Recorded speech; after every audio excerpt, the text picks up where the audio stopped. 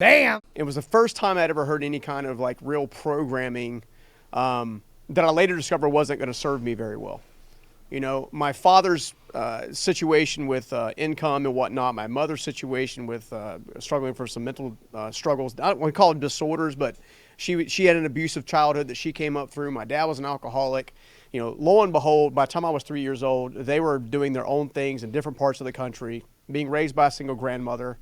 And I'll never forget this. At 9 years old, my grandmother walks up to me, like skinny and frail, if you will, looks me in the eye and says, "I need you to step up."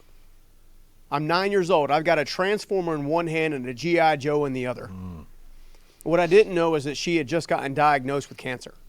And she was getting ready to start, even in the 80s, essentially chemotherapy.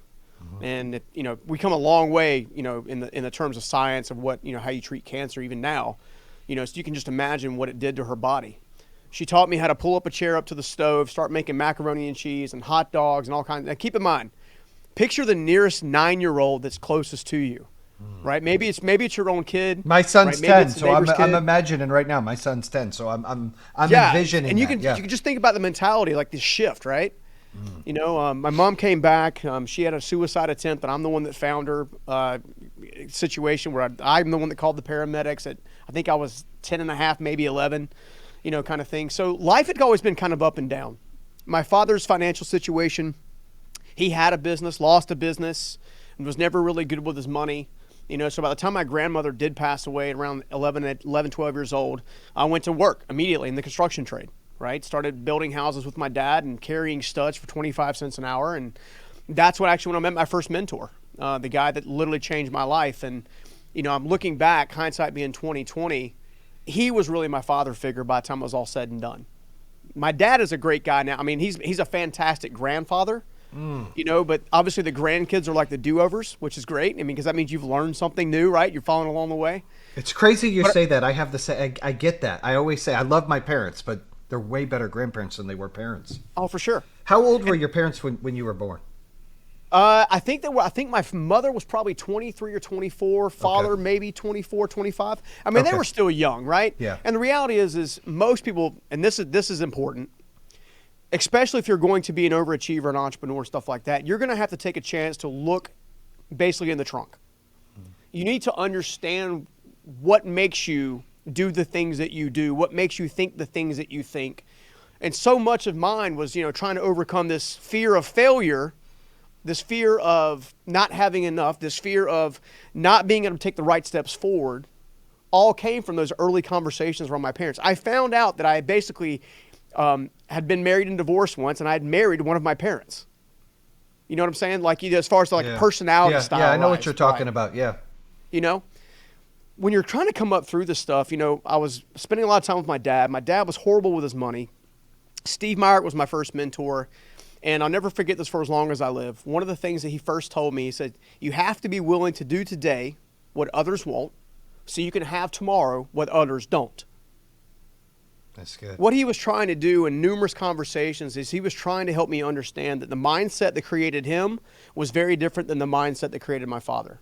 It wasn't that my father was a bad guy. It wasn't that he didn't mean well. He was working his ass off, dude. Like he was 5 a.m., 8 p.m. every single day, coming home, getting up, coming home, doing all that. But the way in which he was conducting his day-to-day life was his by definition, his roadblock, right? I think there are 3 great questions of life that we have to answer, which are, who am I, why am I here, and what do I do about it? Well, my father never took those steps to understand that, but my first mentor, Steve Myrick, did. And as a result, those seeds were planted. They didn't bear any fruit for several years.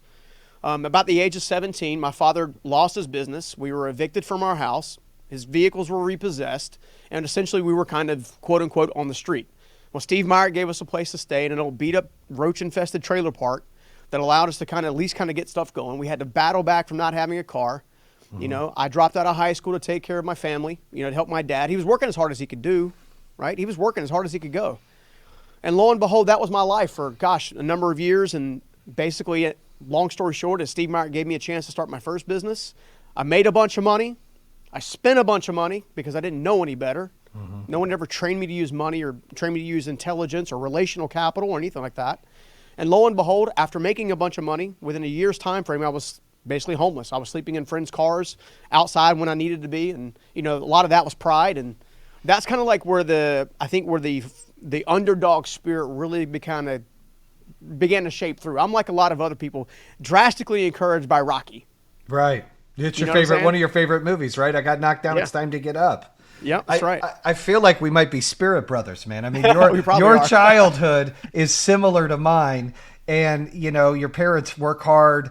This is what you knew. You worked and you helped pay bills. That's all you knew. You didn't get time to be a high school kid or a 17-year-old or a 16-year-old. You didn't get to go and do the things that the other kids and your peers got to do. You had to provide. You had to build that work ethic, which obviously built into what you've done now. That work ethic, that grind, that hardship, that not taking no for an answer and just toughing it out, not quitting, not belly aching, not complaining, not sitting on your butt pointing fingers. But that work ethic and that hardship is really what developed to the next chapter of your life. So let's talk about that. Right after, you were working for the few years and helping pay the bills with your parents, you became an entrepreneur, and I believe you wrote a book. Let's talk about that.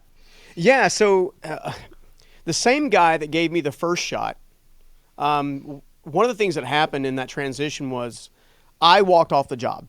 Like, he gave me a shot. I got into a toxic relationship, which I think a lot of people that have a tough upbringing do. They tend to associate themselves with people who don't have their best interest at heart repeatedly. Mm-hmm. And as a result, ended up in that depressive state, suicidal, if you will, off and on for a little while. Well, during that time, I walked away from Mr. Myrick for almost a year and some change. Led me to homelessness, the whole deal. Well, about a year and a half later, my father gets me back on the framing crew. I have a set of divine intervention that kind of happens in between, but I get back on the framing crew. I overhear these guys next door who took over from me, and essentially, so this is the construction industry, right? So this is kind of what we're talking about.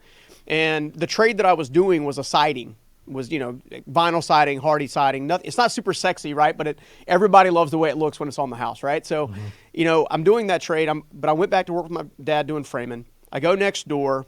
I'm working on some framing stuff. I overhear the guys that basically took over from me. They're bad-mouthing Steve Myrick. They're saying he's not paying, and which Steve Myrick always paid. These guys were struggling with their own addictions, of course. Then, of course, they were blowing through their money. And back in the day, we used to have a draw schedule. So if you were 10% done on a house, you could draw out 10% of the money that house was worth, and so on and so forth. Well, they were 70% drawn on a house that was 30% done, right? I began walking away from the job site, walking over to where my dad was. I'm mad, right? I'm mad. I'm like, how can they do this to me? This guy is good as gold. Like, he's there. He can help, right? I'm going through all this kind of stuff. And then I had this real interesting epiphany, almost like a small, still voice that said, didn't you do the same thing? Hit me like a ton of bricks. I'd been trying to basically stay away from Steve Myrick from the entire time I got back on the job because I was embarrassed. I was shameful. I had guilt. I had all kinds of emotional stuff from betraying the one person that actually paid attention to me and believed in me when I didn't believe in myself. Mm-hmm. Well, he pulls up around the corner and something welled up inside of me, something on fire, right? And I walked up. I had the courage in that moment to walk up. He rolled his window down and he said, hey, well, how's your head now, boy? Because he's a good old Southern guy, right? I said, well, it's getting better. He said, well, what can I do you for? And I said, well, can I start again? Right? You got these guys over next door. This is what's going on. They say they're not coming back Monday. Will you give me a second chance? And he laughed at me. He giggled. I said, he just kind of laughed. He said, well, with what? You got no money, no credit, no employees, no equipment, no truck, no vehicle, and I just let you back on the framing crew. And I said, if you'll give me a second chance, I'll figure all of it out before Monday.